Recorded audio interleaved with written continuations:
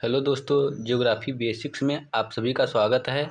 और आज का टॉपिक है भारत और ग्लोब। आज का टॉपिक जो है हमारा वो है भारत और ग्लोब। तो आगे हम ग्लोब को समझने की कोशिश करते हैं। तो हमको गोला बनाने में तो दिक्कत होता है, इसलिए हम पहले से ही ग्लोब की आकृति का आकार बना लिए हैं। तो देखते हैं ग्लोब क्या होता है। तो आगे यहाँ पे ग्लोब होता क्या है। तो ग्लोब पृथ्वी के ही समान दिखने वाली एक आकृति होती है, जिसके द्वारा पृथ्वी के अध्ययन करने में सहायता या सहूलियत होती है। मतलब पृथ्वी इतनी बड़ी है तो जो कि पृथ्वी के ही समान एक काल्पनिक आकृति होती है, जिसको हम पृथ्वी मान के अध्ययन करते हैं। पृथ्वी के अध्ययन में यह सहायता करती है। जो ग्लोब होता है ये ग्लोब दो रेखाओं से मिलकर बनता है। एक रेखा होती है अक्षांश, एक रेखा अक्षांश होती है और दूसरी रेखा होती है देशांतर। देशांतर तो जो ग्लोब होता है वो इन दो रेखाओं से होके बनती है। ठीक, इन दो रेखाओं के मिलने से ग्लोब का निर्माण होता है। अब ये जो दो रेखाएं हैं, अब इनके बारे में जानते हैं। तो पहला देखते हैं अक्षांश। अक्षांश हम देखते हैं। तो अक्षांश जो होता है वह ग्लोब में एक क्षैतिज रेखा होती है। ठीक, क्षैतिज रेखा ग्लोब के बीचों बीच से एक क्षैतिज रेखा होकर गुजरती है, जिसको 0 डिग्री अक्षांश, 0 डिग्री अक्षांश या विषुवत रेखा कहते हैं। ठीक, 0 डिग्री अक्षांश कहते हैं विषुवत रेखा। यह मुख्य अक्षांश रेखा होती है। यह पृथ्वी की मुख्य अक्षांश रेखा होती है, जो पृथ्वी को दो बराबर भागों में बांटती है, जिसका ऊपरी वाला भाग होता है उत्तर और नीचे वाला भाग होता है दक्षिण। इसको हम लोग, अब ये गोलाकार था तो गोलाकार था, अब इसको बीच से काट दिया गया तो ये दो छोटे आधे आधे गोले में, तो इसको गोलार्ध बोलते हैं। क्या बोलते हैं? गोलार्ध। तो ये ऊपर वाला उत्तरी गोलार्ध हो जाएगा, नीचे वाला दक्षिणी गोलार्ध हो जाएगा, दक्षिणी गोलार्ध। ठीक, तो अब यहाँ ये जो 0 डिग्री विषुवत रेखा थी वो पृथ्वी को दो बराबर भागों में काटी। जो ऊपर वाला होगा उस उत्तरी गोलार्ध और जो नीचे वाला होगा वो दक्षिणी गोलार्ध। तो इसके बाद इसके ऊपर इस बिंदु को उत्तरी पोल या उत्तरी ध्रुव बोलते हैं। उत्तरी ध्रुव बोलते हैं, ध्रुव। और ऐसे ही नीचे वाले को यहाँ पे इस ध्रुव को बोलते हैं दक्षिणी ध्रुव बोलते हैं। ठीक, अब हम देखते हैं, अब जो ये 0 डिग्री अक्षांश है, अब इसके पैरेलल ढेर सारी रेखाएं, इसके समांतर ढेर सारी रेखाएं होती है। जैसे यहाँ से चलेगा वो 1 डिग्री, 2 डिग्री, 3 डिग्री, 4 डिग्री, ऐसे ही जाते जाते एक यहाँ से रेखा जाती है। जो मुख्य रेखाएं हैं ग्लोब में, हम उनको देखने की कोशिश करेंगे। सारी रेखाओं का यहाँ पे कोई मतलब नहीं होता। तो ये है 23.5 डिग्री उत्तरी अक्षांश। ये 23.5 डिग्री उत्तरी अक्षांश है, जिसको बोला जाता है कर्क रेखा बोला जाता है। ठीक, अब इसके ऊपर अगर हम चलेंगे, ऐसे जाते जाएंगे तो यहाँ पे आएंगे 66.5 डिग्री। तो ये आएगा 66.5 डिग्री उत्तरी गोलार्ध, सॉरी 66.5 डिग्री उत्तरी अक्षांश, 66.5 डिग्री उत्तरी अक्षांश। इसका नाम होता है आर्कटिक वृत्त। इसका नाम होता है आर्कटिक वृत्त। ठीक, और उसके बाद आएंगे तो ये 90 डिग्री, ये होता है 90 डिग्री उत्तरी ध्रुव। ठीक, 90 डिग्री उत्तरी ध्रुव। ऐसे ही जब हम नीचे की तरफ बढ़ेंगे तो विषुवत रेखा से नीचे दक्षिण साइड आएंगे तो यहाँ पे हमको 23.5 डिग्री दक्षिणी अक्षांश मिलेगा। 23.5 डिग्री दक्षिणी अक्षांश मिलेगा, जिसको बोला जाता है मकर रेखा, ठीक, ये मकर रेखा। और जब इससे और आगे बढ़ते चले जाएंगे तो यहाँ पर हमको मिलेगा 66.5 डिग्री। क्या मिलेगा? 66.5 डिग्री दक्षिणी अक्षांश, 66.5 डिग्री दक्षिणी अक्षांश या दक्षिणी अक्षांश मिलेगा। इसको बोला जाता है अंटार्कटिक वृत्त। क्या बोला जाता है? अंटार्कटिक वृत्त। ठीक, और उसके बाद जब आएंगे तो ये यहाँ पे ये जो दक्षिणी ध्रुव है ये 90 डिग्री दक्षिणी ध्रुव हो जाएगा। क्या हो जाएगा? 90 डिग्री दक्षिणी ध्रुव। तो ये हो जाते हैं क्या, ये ग्लोब पे पाई जाने वाली अक्षांश रेखाएं हैं। ठीक, ये अक्षांश रेखाएं हैं जिसके द्वारा हम किसी भी स्थान की दूरी ज्ञात किया। इन अक्षांश रेखाओं के द्वारा किसी भी स्थान की दूरी या स्थिति को हम ज्ञात करते हैं। ठीक, ये अक्षांश रेखाएं पूरे पृथ्वी पे अक्षांश रेखाएं। अब देखिए, अब इनकी संख्या कितनी होती है तो ये हम देख लेते हैं। तो ये 0 डिग्री अक्षांश था। ठीक, ये 0 डिग्री विषुवत रेखा था। प्लस। अब इधर साइड आए तो कितना 1 से 90 तक, तो 90 डिग्री ये इधर हो गया, ठीक, प्लस। अब ये दक्षिण में 90 था, दक्षिण में उत्तर में भी 90 होगा, फिर उत्तर में भी 90 डिग्री, ठीक। तो सब मिला के कितनी रेखाएं हो गई, ये हो गई 181 रेखाएं। कितनी हो गई, 181 रेखाएं होती हैं। तो मतलब ग्लोब पे अरे अक्षांश रेखाएं कितनी होती हैं, अक्षांश रेखाएं कितनी होती हैं, तो अक्षांश रेखाएं होती हैं 181, ठीक। तो ये हो गई अक्षांश रेखाएं। अब हम अक्षांश देख लें, अब हम देखते हैं देशांतर। तो देशांतर किसको कहते हैं, ठीक। अब देशांतर रेखाएं, जैसे कि ग्लोब में हमने देखा कि जो क्षैतिज रेखाएं होती हैं उनको अक्षांश रेखाएं कहते हैं, ऐसे ही ग्लोब में जो लंबवत रेखाएं होती हैं, ये देखिए आगे हम ये एक अक्षांश बना देते हैं जिसको बोलते हैं 0 डिग्री। अब देखिए जो लंबवत रेखाएं मतलब जो ध्रुवों को ध्रुवों से मिलाती हैं, उत्तरी ध्रुव को दक्षिणी ध्रुव से और दक्षिणी ध्रुव को उत्तरी ध्रुव से जो मिलाती हैं रेखाएं, उनको कहा जाता है देशांतर रेखाएं। तो देशांतर रेखाएं हम बनाते हैं, ये हो गया हमारा उत्तरी ध्रुव हो गया, और ये हो गया दक्षिणी ध्रुव, ठीक। ये हो गया दक्षिणी ध्रुव, ठीक, दक्षिणी ध्रुव हो गया। अब हम इनको मिलाते हैं, ठीक। तो ये दक्षिणी ध्रुव, ये उत्तरी ध्रुव। अब इसको ऐसे मिलाने वाली जो रेखाएं होंगी, जो रेखाएं, इनको कहा जाता है देशांतर रेखाएं, ठीक। ये ऐसे इनको देशांतर, ये ध्रुवों को ध्रुवों से मिलाती हैं, ठीक। ये हो गई हमारी क्या, ये देशांतर रेखाएं। ऐसे इधर हो गई, ऐसे ही इस साइड भी हो गई, ठीक। ये हो गई हमारी देशांतर रेखाएं। इनके द्वारा इनका मुख्य कार्य क्या होता है ग्लोब में, तो इनके द्वारा समय का निर्धारण किया जाता है। इनके द्वारा क्या किया जाता है, समय का निर्धारण किया जाता है। अब इसको देखिए, अक्षांश रेखाओं को ज्ञात करना तो मतलब बनाना सबसे आसान था कि पृथ्वी को बीचों बीच से एक रेखा काट दी जिसको 0 डिग्री अक्षांश बोलते हैं, और उसके उत्तर और दक्षिण फिर ढेर सारी रेखाएं खींच के उनको अक्षांश बना दिया गया। परंतु यहाँ इसको कौन सा मुख्य रेखा माना जाए, इसकी गणना करना थोड़ा कठिन था। तो इसलिए पूरे विश्व ने मिलके अमेरिका के न्यूयॉर्क शहर में तो अमेरिका के न्यूयॉर्क शहर में 1884 ईस्वी को एक सम्मेलन होता है, पूरे विश्व का सम्मेलन होता है, और उसमें यह डिसाइड किया जाता है कि वह रेखा जो ब्रिटेन द्वीप समूह, यहाँ पे ब्रिटेन द्वीप समूह है, ब्रिटेन द्वीप समूह से होके गुजरती है। ब्रिटेन द्वीप समूह के एक शहर जिसका नाम है ग्रीनविच शहर, उस शहर से जो रेखा होके गुजरती है उसको ही मेन देशांतर रेखा माना जाएगा। तो ये जो रेखा हो गई, ये ब्रिटेन द्वीप समूह है, इसमें जो ये ग्रीनविच शहर से रेखा जा रही है इसको मेन रेखा मान लिएगा। तो जिसको बोलते हैं 0 डिग्री, इसको क्या बोलते हैं, इसको बोलते हैं 0 डिग्री देशांतर। और इसका एक और नाम है जिसको बोलते हैं GMT। इसका मतलब होता है ग्रीनविच मेन टाइम, ठीक, ग्रीनविच मेन टाइम इसका नाम है, ठीक। अब इस रेखा से ही, अब देखिए ये रेखा है, तो जैसे ये अक्षांश रेखा ग्लोब को 2 भागों में बांट रहे थे, उत्तरी और दक्षिणी, ऐसे ये रेखा ग्लोब को 2 भागों में बांटती है। लेकिन ये क्या होता है, पूर्वी और पश्चिमी, ठीक।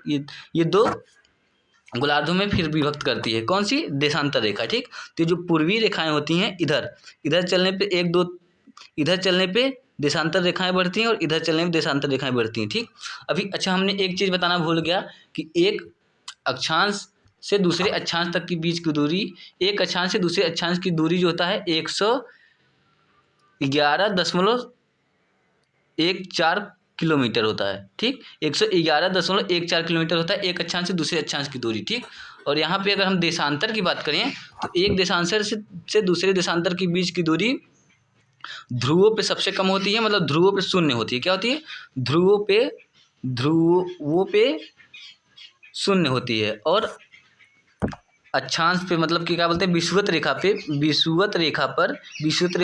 पर सबसे अधिक होती है। सबसे अधिक कहाँ पे होती है, विषुवत रेखा पर, ठीक। अब हम देखते हैं, जैसे अक्षांश हमारे 181 थे, देशांतर कितने होते हैं, तो देखिए ये हो गया 0 डिग्री देशांतर जिसको बोलते हैं GMT। अब इसके जस्ट अपोजिट ये 2D फिगर है, तो अगर हम 3D फिगर लेके देखेंगे तो इसके जो एकदम इसके जस्ट अपोजिट होगा उसको बोलते हैं 180 डिग्री, इसको बोलते हैं 180 डिग्री रेखा, इसको बोलते हैं 180 डिग्री देशांतर रेखा। देशांतर रेखा जिसका नाम है तिथि रेखा। तिथि रेखा इसको बोलते हैं तिथि रेखा। ठीक, तिथि रेखा है। ठीक, यह हो गई क्या, यह हो गई तिथि रेखा। कितनी, 180 डिग्री, जो कि देशांतर जो 0 डिग्री GMT है उसके जस्ट अपोजिट होती है। ठीक, जिसके एकदम विपरीत दिशा में होती है इसको। तो अब देखते हैं, जब 0 से इधर चालू करेंगे 1 2 3 4 से 82 तक जाएंगे। ठीक, सॉरी 80 तक, 180 तक जाएंगे। ऐसे ही जब इधर पश्चिम साइड चालू चलना स्टार्ट करेंगे तो इधर भी 180 जाएंगे। ठीक, तो 180 कितना हो गया, 360। तो देशांतर रेखाएं कितनी होती हैं, देशांतर रेखाएं होती हैं 360 देशांतर रेखाएं ग्लोब पे पाई जाती हैं। ठीक, अब इनका काम हमने आपको बता दिया, इनका प्रयोग क्या होता है। इनका प्रयोग समय निकालने में किया जाता है। तो देखिए, एक देशांतर 1 डिग्री देशांतर के बीच 4 मिनट की दूरी होती है। ठीक, एक देशांतर से दूसरे देशांतर के मध्य 4 डिग्री की दूरी होती है। और देशांतर हैं कितने हैं, देशांतर हैं 360 देशांतर हैं। ठीक, तो देखिए, अब जब 360 देशांतर हैं तो यहाँ से अगर हम ज्ञात करेंगे तो 15 डिग्री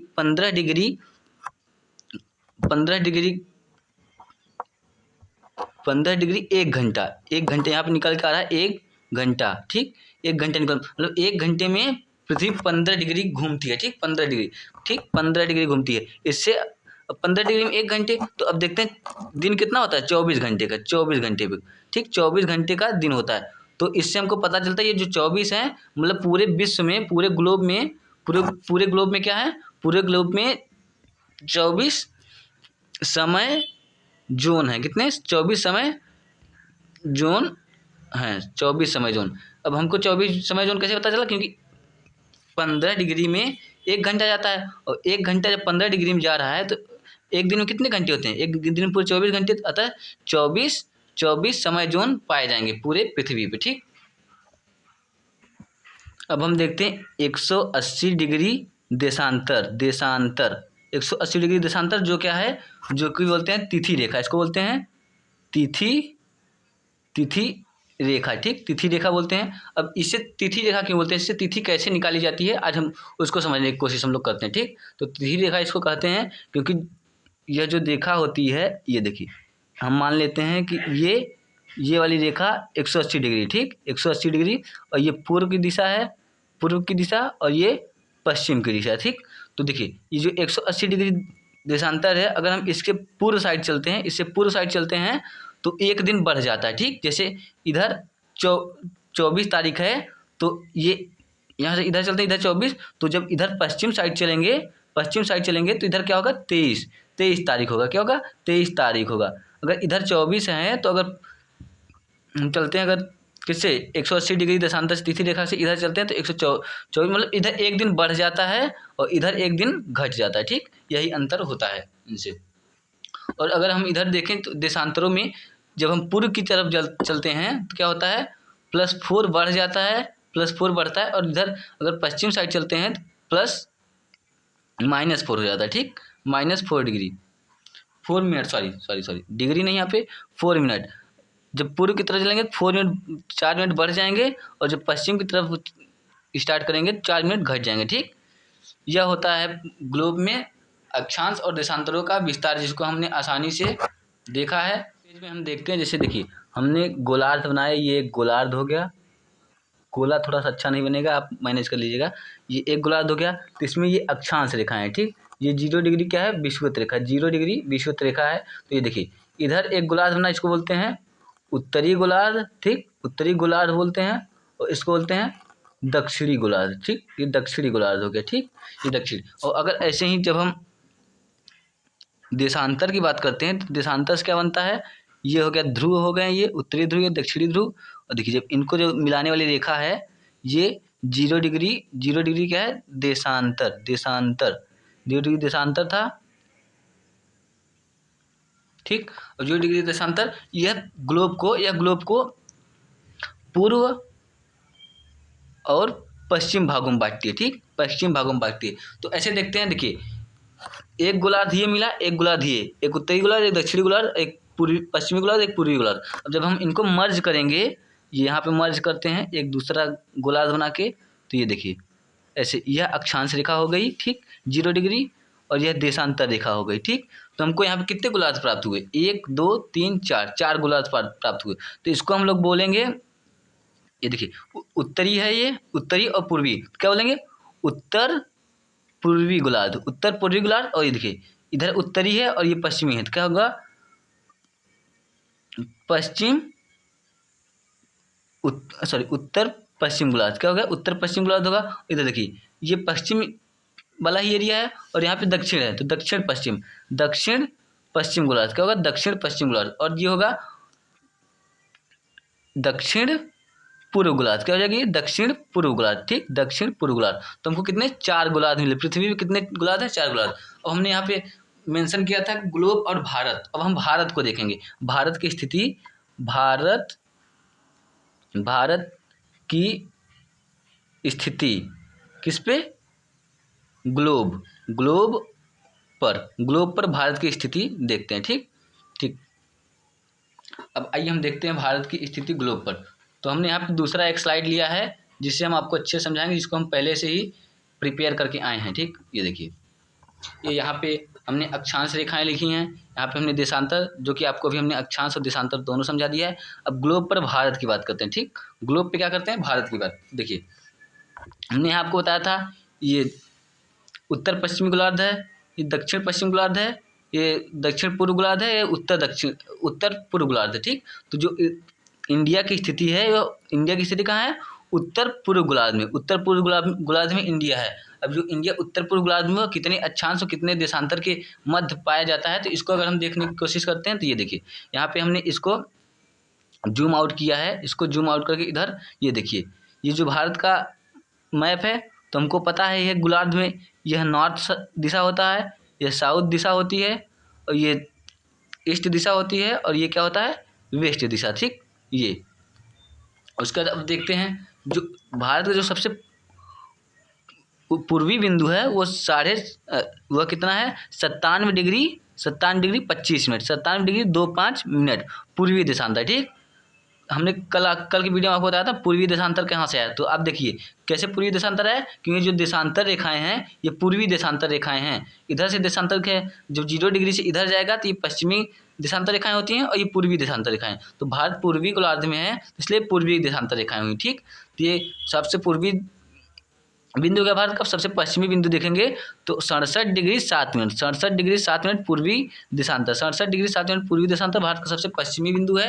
अगर सबसे उत्तरी बिंदु की बात करें तो सबसे उत्तरी बिंदु के बाद 37 डिग्री 6 मिनट, 37 डिग्री 6 मिनट उत्तरी अक्षांश। अब उत्तरी अक्षांश क्यों है, क्योंकि भारत की स्थिति देखेंगे विषुवत रेखा के उत्तर में, क्या है, भारत की दिशा कहाँ है, उत्तर में है, ठीक, नॉर्थ में, तो इसलिए उत्तरी अक्षांश बोला जाएगा। अब सबसे दक्षिणी बिंदु देखते हैं, तो सबसे दक्षिणी बिंदु क्या है, सबसे दक्षिणी बिंदु 8 डिग्री 4 मिनट उत्तरी अक्षांश। अब बोलेंगे दक्षिणी बिंदु है तो उत्तरी अक्षांश कैसे होता है, क्योंकि भारत की पूरी स्थिति उत्तरी ही गोलार्ध में है, तो हम दक्षिणी गोलार्ध का यहाँ पे कोई मेंशन ही नहीं किया जाएगा, क्योंकि पूरा इंडिया जब उत्तरी गोलार्ध में है तो भले इंडिया का दक्षिणी पार्ट हो, लेकिन होगा उत्तरी ही गोलार्ध में, तो क्या होगा, उत्तरी अक्षांश हो गया, 8 डिग्री 4 मिनट उत्तरी अक्षांश, ठीक। ये हो गया भारत की स्थिति ग्लोब पर, ठीक।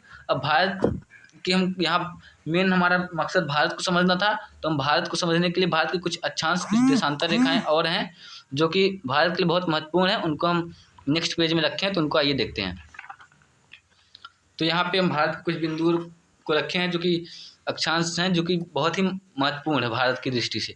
तो आइए देखते हैं, जो भारत का पहला है सबसे पूर्वी बिंदु था वो 57 डिग्री 25 मिनट, ये जिसको किवीथु अरुणाचल प्रदेश से होकर गुजरता है, ठीक। और फिर दूसरा क्या है महत्वपूर्ण, दूसरा भारत का सबसे पश्चिमी बिंदु जो है वो सरक्रिक या गौहर माता से होकर गुजरता है, जो कि कहाँ है, गुजरात में, उस 68 डिग्री 7 मिनट, क्या है, 68 डिग्री 7 मिनट पूर्वी देशांतर है, ठीक, 68 डिग्री 7 मिनट पूर्वी देशांतर, और ये भी पूर्वी देशांतर ही है, ठीक। यहाँ पे लिख देते हैं पूर्वी देशांतर है, ठीक, ये भी क्या है, पूर्वी देशांतर है, ठीक, ये पूर्वी देशांतर। अब यहाँ पे ये देखते हैं भारत का सबसे उत्तरी बिंदु जो है, भारत का सबसे उत्तरी बिंदु 37 डिग्री 6 मिनट, 37 डिग्री 6 मिनट, ये क्या है, उत्तरी अक्षांश है, उत्तरी अक्षांश, ठीक, उत्तरी अक्षांश है। अब ऐसे ही इसका आगे नाम देख लीजिए, इसका नाम है जो 37°6 है, इसका नाम होता है इंदिरा कॉल। इंदिरा कॉल जो कि लद्दाख से गुजरता है, इसको हमने आपको कल भी समझाया था, आज हम फिर से वापस रिकॉल कर देते हैं। इसका देखिए, भारत का सबसे दक्षिणी बिंदु जो है वो 6°4', 6°4', ये क्या है, द्वीपीय क्षेत्र में है, ठीक, अंडमान निकोबार के निकोबार द्वीप में, ठीक। तो ये इसका जो नाम है 6°4', इसका नाम है इंदिरा पॉइंट। इंदिरा पॉइंट जो कहाँ जाता है, ये ग्रेट निकोबार से होके जाता है, ठीक। बस ही अक्षांशों और देशांतरों की बात करें तो कुछ एक देशांतर और महत्वपूर्ण जो भारत का IST बोला जाता है, ठीक, इंडियन स्टैंडर्ड टाइम। ये क्या है, 82.5 पूर्वी देशांतर, 82.5 पूर्वी देशांतर, जिसको भारत का मानक समय रेखा भी कहा जाता है। इसके द्वारा भारत का समय निर्धारण किया जाता है। ये प्रयागराज, नैनी से या मिर्जापुर से होकर गुजरता है। अब देखते हैं अगला जो अक्षांश है वो क्या है, 22° उत्तरी अक्षांश। ये 22° उत्तरी अक्षांश क्या है, ये देखिए, इसके बाद भारत त्रिभुजाकार होने लगता है। मतलब ये कहा जा रहा है कि 22° उत्तरी जो अक्षांश है, अगर इसके बाद दक्षिण साइड और आते जाएंगे तो जो भारत की स्थिति है वो प्रायद्वीपीय भारत की स्थिति त्रिभुजाकार होती जाती है। अब आइए हम इसको एटलस से देख के अच्छे से समझते हैं, ठीक। यहाँ पे देखिए, इसकी बात की गई है, ये यहाँ पे ये 20° आपको दिख रहा है, ये 20°, ठीक, 20° दिख रहा है। अब यहाँ पे 20° है तो थोड़ा सा और ऊपर जाएंगे, लगभग यहाँ कहीं होगा 22°, ठीक। तो ये 22° देखिए, यहाँ से ये स्टार्ट होती है, यहाँ से ऐसे जाती है, यहाँ को जाती है, ठीक। तो अब इसके बाद से आप देखेंगे तो भारत की स्थिति अगर इसके बाद से आपको दिख रहा हो तो ये देखिए, इसके बाद से भारत क्या हो जाता है, त्रिभुजाकार हो जाता है। इसके बाद से भारत क्या हो जाता है, इसके बाद भारत त्रिभुजाकार हो जाता है। तो ये कभी कभी पूछ लिया जाता है कि जो कौन सी अक्षांश रेखा है जिसके बाद भारत की आकृति त्रिभुजाकार होने लगती है, तो कौन सी अक्षांश रेखा है, तो वह है 22° उत्तरी अक्षांश रेखा, जिसके बाद भारत त्रिभुजाकार होने लगता है। अब देखते हैं अगला, देखते हैं अब भारत का एक और अक्षांश है जो बहुत महत्वपूर्ण है, यह है 10° उत्तरी अक्षांश। 10° उत्तरी अक्षांश ये क्यों महत्वपूर्ण है, क्योंकि यह अंडमान द्वीप को निकोबार द्वीप से अलग करता है। क्या, ये 10° उत्तरी अक्षांश से अंडमान को निकोबार से अलग करता है, ठीक। अब आइए हम इसको देखते हैं, 10° जो है ये कहाँ है, एटलस में, ठीक। ये हमने एटलस खोला। अब ये देखिए, ये हमारा प्यारा भारत, उसका इसके दक्षिण पूर्व में देखेंगे, दक्षिण पूर्व में क्या है, अंडमान निकोबार द्वीप समूह है, ये अंडमान निकोबार द्वीप समूह, ठीक। अब इसमें देखेंगे ये अंडमान है और यह निकोबार द्वीप है, ठीक। तो अंडमान निकोबार द्वीप को ये देखिए, ये है 10° चैनल, ये क्या है, 10° चैनल, जो कि अंडमान को निकोबार से अलग करती है। क्या, अंडमान को निकोबार से अलग करती है। कभी कभी एक क्वेश्चन आ जाता है या किन किन द्वीपों के बीच है, तो ये लिटिल अंडमान निकोबार द्वीप समूह के लिटिल अंडमान और निकोबार द्वीप समूह के लिटिल निकोबार या निकोबार द्वीप समूह से द्वीप को अलग करता है। क्या, ये 10° चैनल, ठीक। अब अगर हम इसको थोड़ा सा जूम करके देखें तो यहाँ पे देखिए, थोड़ा सा जूम करके अगर हम देखने की कोशिश करते हैं तो एक मिनट, ये रहा अंडमान और निकोबार का मैप, ठीक। ये वाला पूरा अंडमान है, ठीक, ये वाला पूरा अंडमान है। और अगर थोड़ा सा इसको और ऊपर करते हैं तो ये वाला पूरा क्षेत्र जो है, यह क्षेत्र पूरा निकोबार का क्षेत्र है। ये ग्रेट निकोबार है। यहाँ पे देखिए, ये है इंदिरा पॉइंट, यहाँ पे लिखा हुआ है इंदिरा पॉइंट, सबसे सुदूर दक्षिणी बिंदु अपना, ठीक। अब देखिए, ये जो ये अंडमान हो गया और ये निकोबार, अब इनके बीच ये जो 10° चैनल, ये देखिए, ये 10° चैनल, 10° चैनल, ये किसको, सॉरी अभी हमने आपको बोला कार निकोबार, ये कार निकोबार, हमने लिटिल अंडमान निकोबार गलती से बोल दिया। तो ये कार निकोबार को लिटिल अंडमान को कार निकोबार द्वीप से अलग करता है, ठीक। ये लिटिल अंडमान को कार निकोबार द्वीप से, और ऐसे पूछ लिया जाए तो निकोबार द्वीप को, अंडमान द्वीप को निकोबार द्वीप से अलग किया जाता है। ये 10° चैनल हमने देख लिया। अब आते हैं हम अगला देखने, तो अगला क्या है, अगला यहाँ पे है 9° उत्तरी अक्षांश। 9° उत्तरी अक्षांश जो है मालदीव को मिनिकॉय से अलग करता है, मालदीव को मिनिकॉय से अलग करता है। क्या, 9° उत्तरी अक्षांश, ठीक है।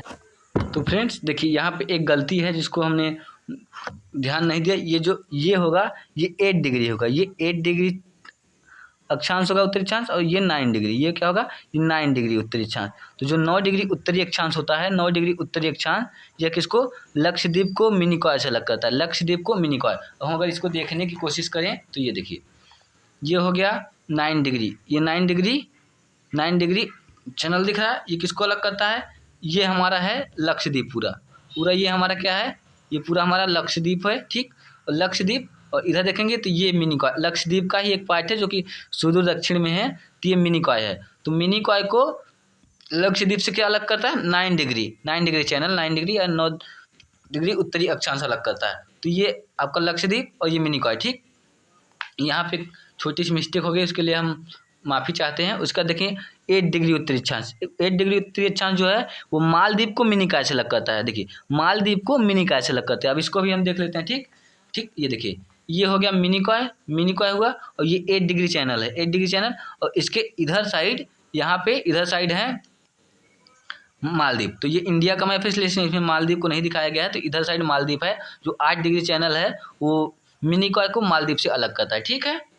तो यहाँ पे आप आज हमारा टॉपिक कंप्लीट हो गया है। अगर आपको वीडियो अच्छा लगा है, हमारा प्रयास अच्छा लगा है, तो आप वीडियो को लाइक कर सकते हैं, चैनल को सब्सक्राइब कर सकते हैं और अपने दोस्तों के साथ शेयर भी कर सकते हैं अगर अच्छा लगा। Thanks for watching. जय हिंद।